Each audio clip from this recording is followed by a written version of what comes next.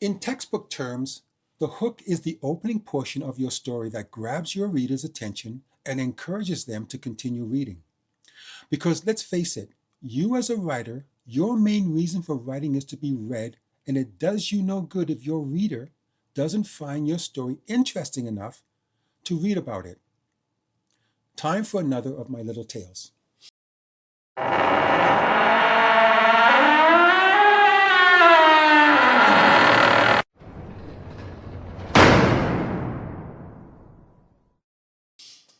A well dressed man in his late 40s is found dead behind the wheel of his sports car. All the windows of the car are up and all of the doors are locked. Believing the only way to remove the body of the man from the car is to break one of the windows, a patrolling constable first on the scene decides to call in Detective Chief Inspector Wright before attempting such a drastic move. As per usual, Detective Constable Montague arrives first and surveys the crime scene to be ready with answers by the time the inspector arrives. "This one has me quite stumped," exclaimed Detective Constable Montague. "The car is completely sealed and locked from the inside. By looking in through the window, it is obvious that the deceased has been fatally shot, but there is no sign of a gun, even though we have three witnesses that heard two shots being fired. And oh, yeah, the bartender has said that his partner left the bar shortly before he heard the shots and hasn't seen him since." Detective Chief Inspector Wright listened intently to his report as he first stared in through the car window and then walked around the car several times, paying close attention to the ground around it. He then asked to see the witnesses.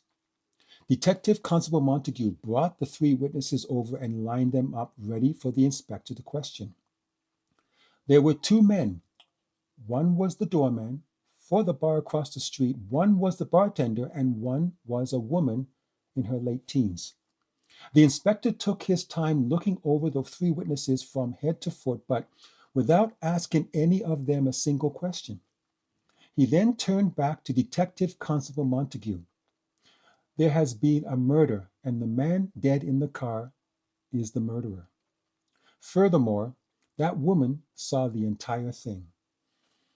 Today, I'll talk about what the hook is and why, when used properly, grabs your reader's attention. And then I'll tell you how the inspector knew the dead man was the murderer.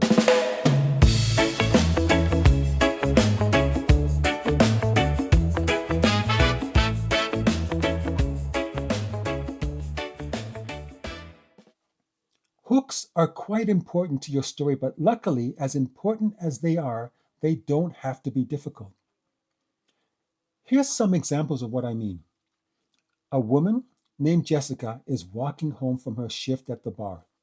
She normally waits for her coworker to walk with her, but there was a fight and some glasses were broken. The coworker remained behind to help clean up.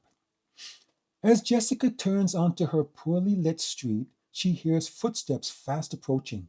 She is just steps from her gate when she turns and sees a man behind her. As he gets closer, she realizes that it's one of the men who were in the bar fight, the one she broke a glass over the head of, the one who vowed to get her someday.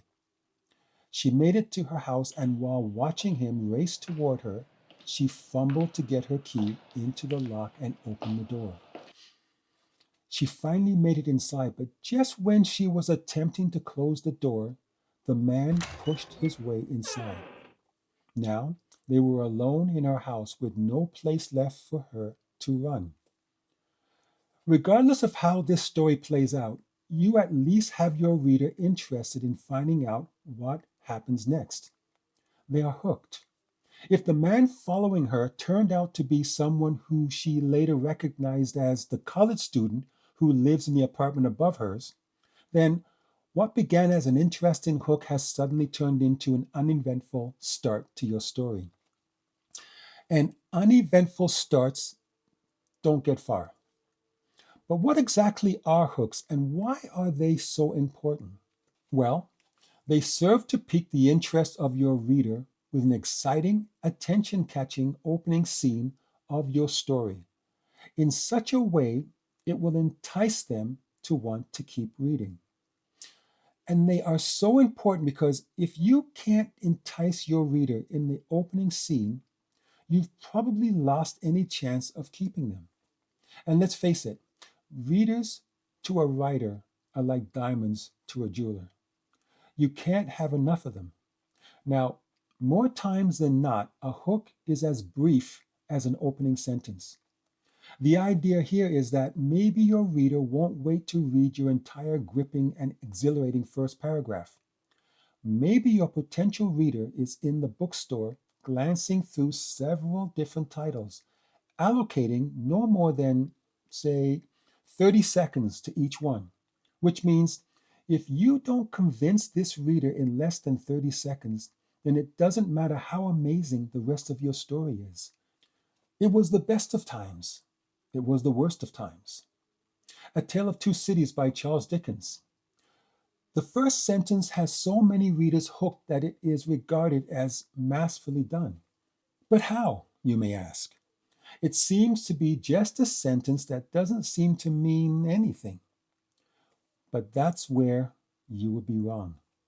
A good hook, whether it be one page long or one sentence long, it has the ability to set the tone of your story. It was the best of times, it was the worst of times. Already, we can determine this story's tone. We know that this sentence is depicting two distinct aspects of that era.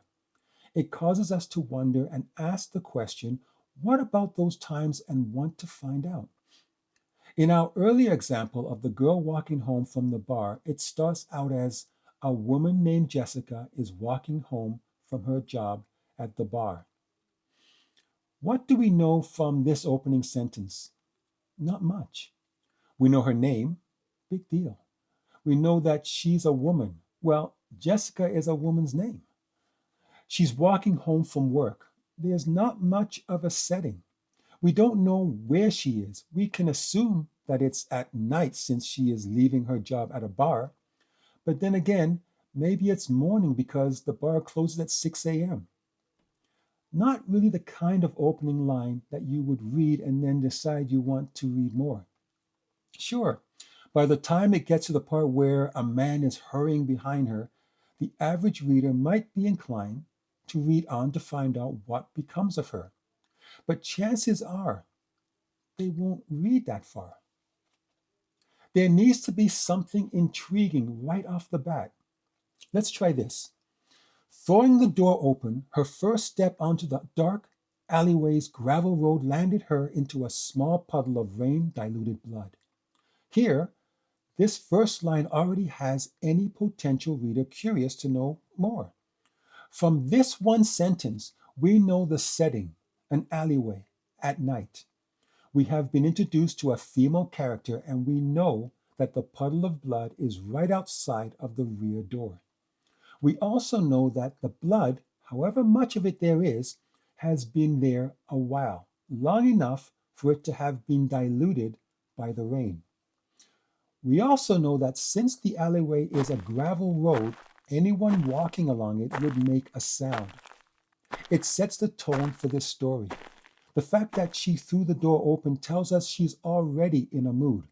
Add to that the fact that she then steps into a puddle of blood, and we can assume from what we already know about her that she's not going to be so happy.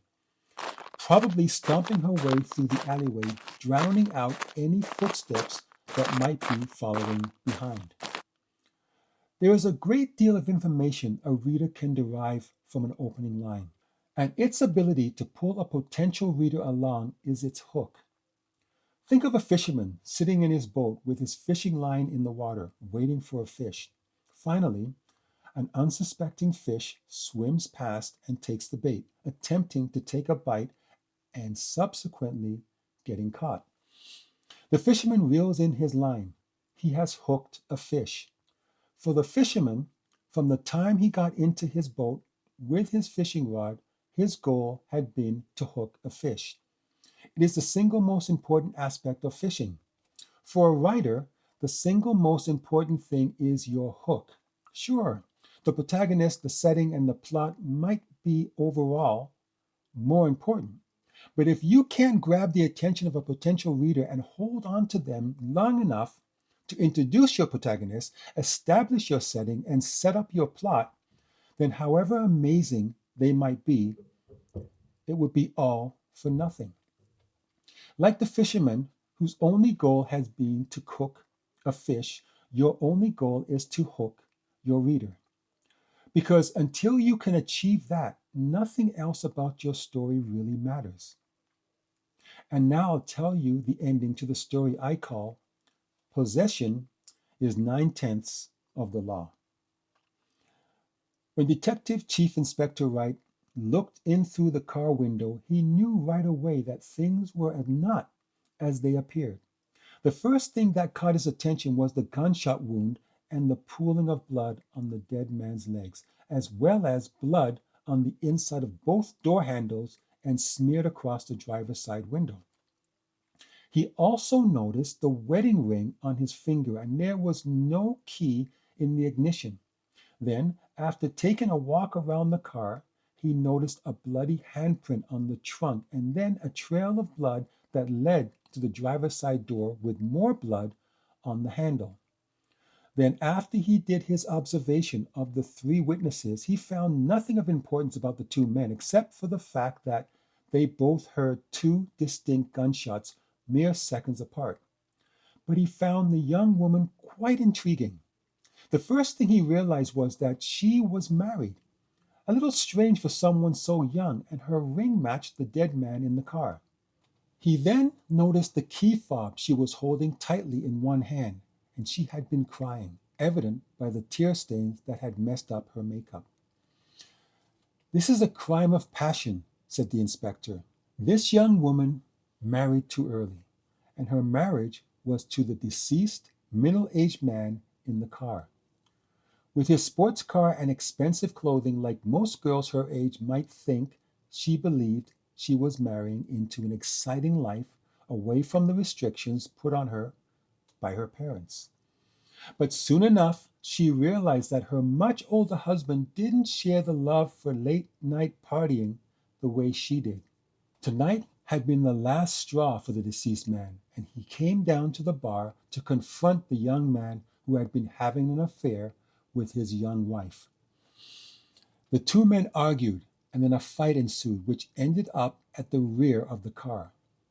At some point, the young woman tried to intervene, but only ended up getting blood on her clothing.